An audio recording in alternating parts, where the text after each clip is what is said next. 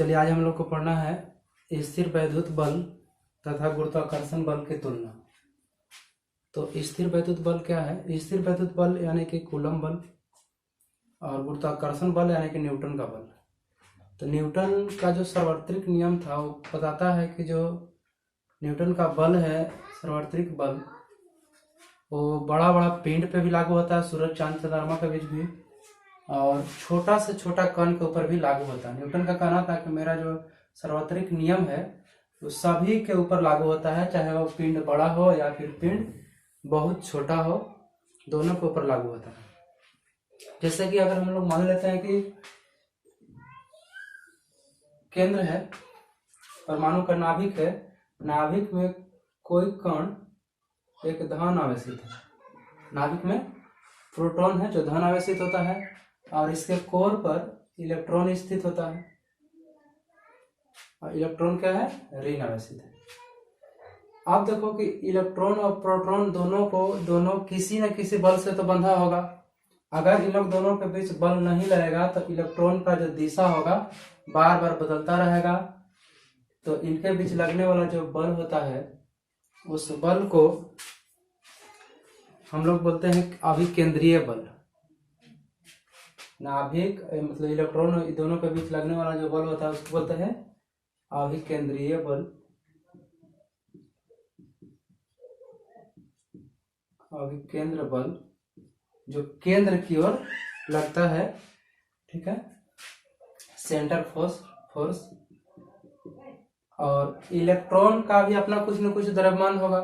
तो इलेक्ट्रॉन पर जो द्रव्यमान होगा मास ऑफ इलेक्ट्रॉन मान लेते हैं, और प्रोटॉन पर जो द्रव्यमान होगा मास ऑफ प्रोटॉन मान लेते हैं, ठीक है। अब इन लोग के बीच जो दूरी लगने वाला जो बल होता है अभिकेंद्रीय बल होता है, और इनका बीच की दूरी हम लोग आर मानते हैं, ठीक है, मतलब आर दूरी पर स्थित है। अब देखिए जो चांद है या फिर पृथ्वी है, इन लोग दोनों का बीच हमेशा संतुलन बनता है, और वो संतुलन किसके कारण बनता है? तो अभिकेंद्रीय बल के कारण, गुरुत्वाकर्षण बल के कारण। और उस गुरुत्वाकर्षण बल के कारण ही दोनों निश्चित पथ पर घूमते रहता है। किसने बताया था? न्यूटन ने। न्यूटन का जो नियम है वो बड़ा पिंड पे भी लागू होता है और छोटा पिंड पे भी लागू होता है। तो आइए देखते हैं। सबसे पहले हम लोग देख लेते हैं कूलम बल यानी स्थिर बल।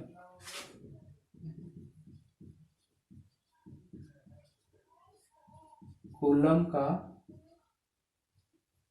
बल यानी स्थिर वैद्युत बल, ठीक है। कूलम का बल क्या था? कूलम का बल था कि F बराबर 1/4 एप्सिलॉन नॉट Q1 Q2 बटा R स्क्वायर। कूलम के नियम द्वारा हम लोग लिख सकते हैं F बराबर 1/4 epsilon not into Q1 Q2 बटा R स्क्वायर। हम यहाँ पे मानते हैं अपना कूलम के लिए कि जो बल है Fc कर देते हैं। कूलम बल 1/4 epsilon not into Q1 Q2 क्या है? तो Q1 एक इलेक्ट्रॉन है और एक प्रोटॉन है। तो इलेक्ट्रॉन पर जो आवेश होगा Q1 होगा और प्रोटॉन पर जो आवेश होगा Q2 होगा। तो इलेक्ट्रॉन पर आवेश और प्रोटॉन पर आवेश और बीच की दूरी Fc बराबर माना जाएगा 1/4 एप्सिलॉन नॉट का मान होता है 9 × 10⁻9 गुने इलेक्ट्रॉन पर आवेश। देखिए परिमाण के रूप में दोनों इलेक्ट्रॉन और प्रोटॉन का मान क्या होता है? बराबर होता है। हालांकि इलेक्ट्रॉन धन आवेशित होता है और प्रोटॉन ऋण आवेशित होता है, लेकिन उनका मान हमेशा क्या होता है?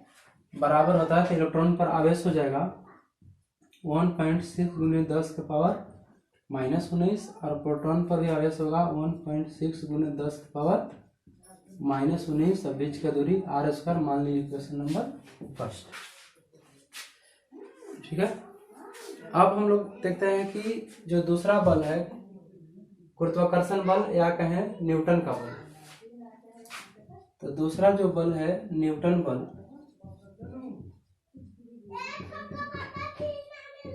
न्यूटन का बल यानी गुरुत्वाकर्षण बल।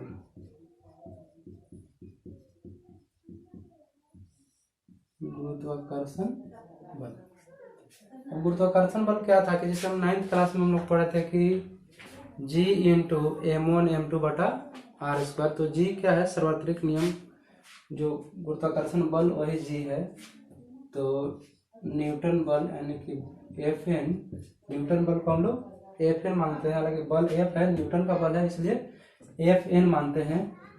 सूत्र था G m1m2 बटा R square. Fn equal to G का वैल्यू आपको याद करना होगा। तो G का वैल्यू होता है 6.67 गुने 10 के पावर -11। G का वैल्यू होता है 6.67 गुने 10 के पावर -11 इंटू m1। m का मतलब मास, तो mass of electron into mass of proton into R square. ठीक है, Fn बराबर हो जाएगा आपका 6.67 गुने 10 के पावर -11 गुने मास ऑफ इलेक्ट्रॉन। तो इलेक्ट्रॉन का द्रव्यमान होता है, आपको ये याद करना पड़ेगा, 6.67 गुने 10 के पावर -11 G का वैल्यू हो गया, और 9.1 गुने 10 के पावर -31 इलेक्ट्रॉन का द्रव्यमान हो गया, और से 1.67 गुने 10 के पावर -27 प्रोटॉन का द्रव्यमान हो गया। तो 9.1 गुने 10 के पावर -31 गुने 1.6 गुने 10 के पावर -27 167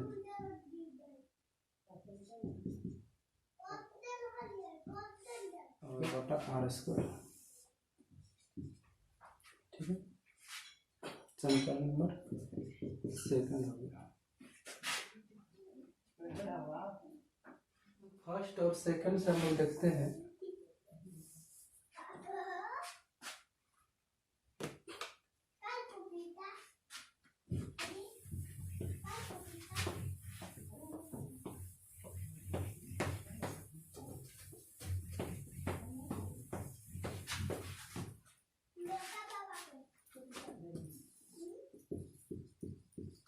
समीकरण फर्स्ट डिवाइडेड बाय सेकंड। ठीक है, अब समीकरण फर्स्ट में सेकंड से अगर आप डिवाइड कीजिएगा, उसको भागा दीजिएगा, तो आपका जो परिमाण आएगा वो आपको याद करना है। नहीं तो आप कैलकुलेशन कर सकते हैं, जैसे कि हम रट गए हैं वैसे आप भी चाहे तो रट सकते हैं। तो हमारा FC बटा Fn इक्वल टू 6.67